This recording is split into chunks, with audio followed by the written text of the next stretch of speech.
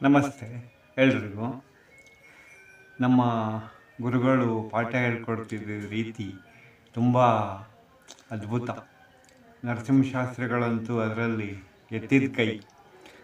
ಯಾಕೆ ಹಾಗೆ ಹೇಳಿದೆ ಅಂದರೆ, ಅವರು ಪುಸ್ತಕಗಳನ್ನು ಯಾವತ್ತೂ ನೋಡ್ತಿರಲಿಲ್ಲ. ಪಾಠ ಹೇಳುವಾಗ ಇಡೀ ಜಗತ್ತೇ ಒಂದು ಪುಸ್ತಕ ಕಂಡ್ರು ನಮಗೆ. ಅದರ ಜನಗಳೆಲ್ಲ, ಅದರ ಪುಟಗಳು ಜನಗಳನ್ನು ಓದ್ಕೊಂಡ್ರೆ, ಇಡೀ ಪ್ರಕೃತಿಯನ್ನು ಓದ್ಕೊಂಡ್ರೆ ಪುಸ್ತಕ ಓದ್ಕೊಂಡಂಗೆ ಅಂತ ಸರಳವಾಗಿ ಹೇಳಿಬಿಡ್ತಿದ್ರು. ಎಷ್ಟು ಅದ್ಭುತವಾದಂಥ ಮಾತುಗಳಾಗಿದ್ವು ಅವೆಲ್ಲ ಅಂದರೆ, ಈಗ ನಾವು ಅದನ್ನ ನೆನೆಸ್ಕೊಳ್ತೀವಿ. ಯಾಕಂದರೆ ಇವತ್ತು ಎಲ್ಲರೂ ಯೂಟ್ಯೂಬ್ಗಳಲ್ಲಿ ಈ ಸಂಚಾರದ ಎಪಿಸೋಡ್ಗಳನ್ನು ಹಾಕ್ತಾರೆ, ಜಗತ್ತಿನ ವಿವಿಧ ಭಾಗಗಳನ್ನು ತೋರಿಸ್ತಾರೆ. ಮಲಯಾಳ ಚಾನಲಲ್ಲಿ ಸಂಚಾರಂ ಎಪಿಸೋಡ್ ಅಂತ ಬರುತ್ತೆ, ಅದು ತುಂಬ ಜನಪ್ರಿಯವಾಗಿದೆ. ಹಾಗೇ ಬೇರೆ ಬೇರೆ ಚಾನಲ್ಗಳು ಇದ್ದಾವೆ. ಗುರುಗಳ ಹತ್ರ ಸಂಚಾರ ಮಾಡಿ ಕಲಿಯೋದು ತುಂಬ ಅದ್ಭುತವಾದುದು ಅಂತ ನನಗನ್ನಿಸುತ್ತೆ. ಗುರು ಎನ್ನುವ ಪುಸ್ತಕವನ್ನು ಅಧ್ಯಯನ ಮಾಡುವ ಭಾಗ್ಯ ನನಗೆ ಸುಮಾರು ವರ್ಷಗಳ ತನಕ ಸಿಕ್ಕಿತ್ತು.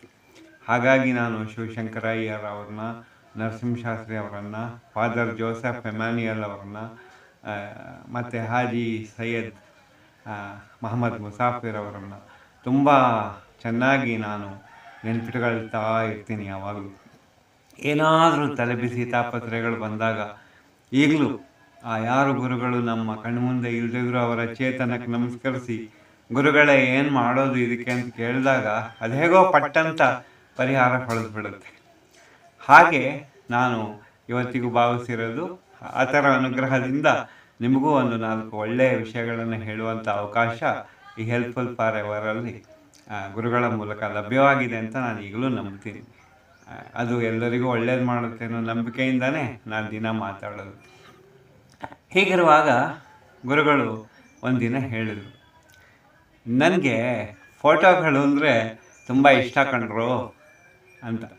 ಯಾಕೆ ಗುರುಗಳೇ ಹಿಂಗೆ ಹೇಳ್ತೀರಿ ಅಂದರೆ, ಫೋಟೋಗಳು ನೋಡು, ಒಂದು ಸಾರಿ ಇದ್ದಿದ್ದು ಭಾವನೆ ಯಾವತ್ತಾರು ಬದಲಾಯಿಸ್ತಾವ?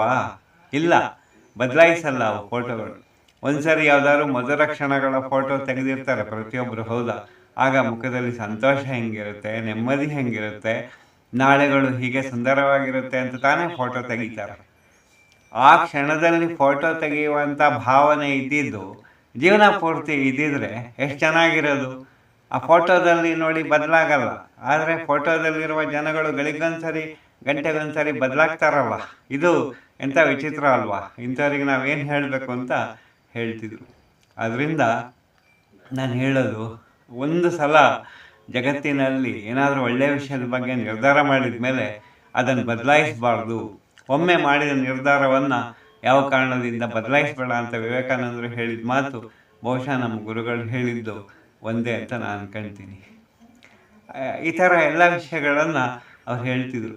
ಆಮೇಲೆ ಯಾರಾದರೂ ಅವರ ಪಾಠಗಳನ್ನೆಲ್ಲ ಕೇಳಿ, ಅಯ್ಯೋ ಗುರುಗಳೇ, ನಾವು ನಿಮ್ಮ ಹಾಗೆ ಆಗಬೇಕಪ್ಪ ಅಂತ ಹೇಳಿದಾಗ ಪಟ್ ಅಂತ ಹೇಳ್ತಿದ್ರು ಅವರು, ಇಲ್ಲ ಇಲ್ಲ ಇಲ್ಲ ಇಲ್ಲ, ಯಾರು ನಮ್ಮ ಹಾಗೆ ಮಾತ್ರ ಆಗಬೇಡಿ. ಯಾಕೆ ಅಂದರೆ, ಯಾವುದೇ ಒಬ್ಬ ವ್ಯಕ್ತಿ ಅವನ ಹಾಗೆ ಅವನೊಬ್ಬನೇ ಇರುವುದಕ್ಕಾಗೋದು. ಎಲ್ಲಾದರೂ ನೀವು ನಮ್ಮನ್ನು ಅನುಕರಿಸಿ ನಮ್ಮ ಹಾಗೆ ಆಗುವುದಕ್ಕೆ ಪ್ರಯತ್ನ ಪಟ್ಬಿಟ್ರೆ ನೀವು ಹೊಸದಾಗಿ ಏನೂ ಕಲಿಯೋಕ್ಕಾಗಲ್ಲ. ಅದರಿಂದ ನೀವು ಬೇರೆಯದೇ ಆಗಿ ಜನಗಳಿಗೆ ದಾರಿದೀಪವಾಗಿ ನಮ್ಮ ಹಾಗಾಗೋದು ಬೇಡ, ಅದು ಸಂಕುಚಿತ ಅರ್ಥ ಕೆಡೆ ಕೊಡುತ್ತೆ ಅಂತ ಹೇಳ್ತಿದ್ರು. ಈ ಥರ ಎಲ್ಲ ಅದ್ಭುತವಾದ ಭಾವನೆಗಳನ್ನು ಹುಟ್ಟಿಸ್ತಿರುವಂಥ ಗುರುಗಳನ್ನು ನೋಡಿದಾಗ ನನಗೆ ಎಷ್ಟೋ ಸಲ ಅನಿಸುತ್ತೆ, ನಾವು ಯಾಕೆ ಹಾಗೆ ಪಾಠ ಮಾಡುವುದಕ್ಕಾಗಲ್ಲ ಅಂತ. ಹೀಗೆಲ್ಲ ಒಳ್ಳೆಯ ವಿಷಯಗಳನ್ನು ಹೇಳ್ಕೊಡುವಾಗ ಸ್ವತಂತ್ರವಾಗಿ ನಮಗೆ ಯೋಚನೆ ಮಾಡುವುದಕ್ಕೆ ಅವಕಾಶ ಕೊಟ್ಟಂಥ ಆ ಗುರುವಿಗೆ ನಾನು ಎಷ್ಟು ನಮಸ್ಕರಿಸಿದ್ರು ಸಾಲದು. ಈ ಎಲ್ಲ ವಿಷಯ ನಮ್ಮಲ್ಲೂ ನಿಮ್ಮಲ್ಲೂ ಜಾಗೃತವಾಗಿ ನಾವು ಸ್ವತಃ ಬೆಳೆಯುವಂತೆ ಆಗಲಿ. ಬಾಕಿ ಎಲ್ಲ ವಿಷಯ ನಾಳೆ ಮಾತಾಡೋಣ. ನಮಸ್ತೆ.